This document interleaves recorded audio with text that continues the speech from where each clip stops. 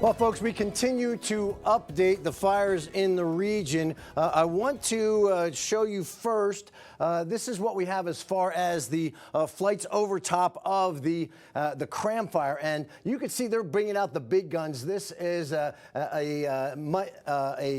huge jet that's flying around, making its presence known in the region. There are also other flights that are circling the area that are doing a lot of work to reduce that spread of the fire. And you can see the loops around that region. Now, here's what we have going on for you as far as the latest update from the Cram fire. So let's get to it. It is now officially listed at 10,000 acres as per watch duty.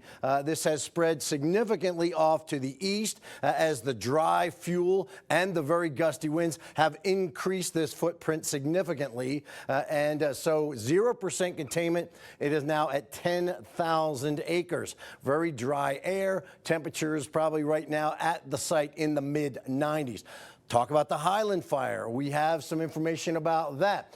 We know also now that the Longhorn subdivision has been reduced to level 2. So that is some good news. Bad news for the Cram, good news for the Highland fire as the Longhorn subdivision is now a get ready zone as opposed to go. All right, here's a problem. We got gusty winds. Look at Warm Springs.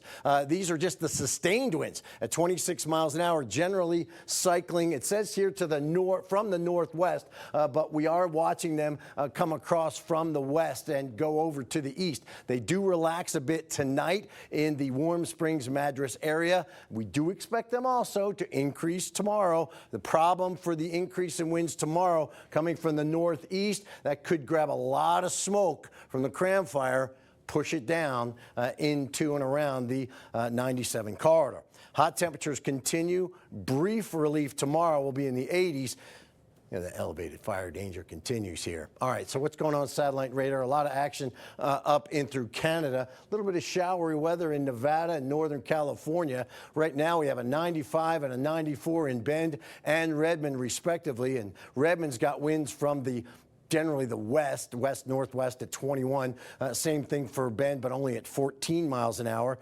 Madras is at 91. Warm Springs 97. Right up in through here is where the fire is. So again, you can see mid-90s, not a stretch for the estimated temperature in that area. Lows tonight will be in the 40s and 50s, so it's going to be a mild night tonight. Highs tomorrow bring us back into the 80s, not the 90s. So that is at least some benefit as we move forward, but it won't last long as I'm expecting a warm-up to return.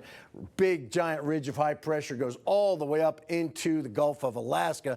Here's a brief respite from the heat as we get a little bit cooler air coming in. So Tuesday we are going to be seeing a bit of a cool down, but not all that much because we're going back to Wednesday with a 92.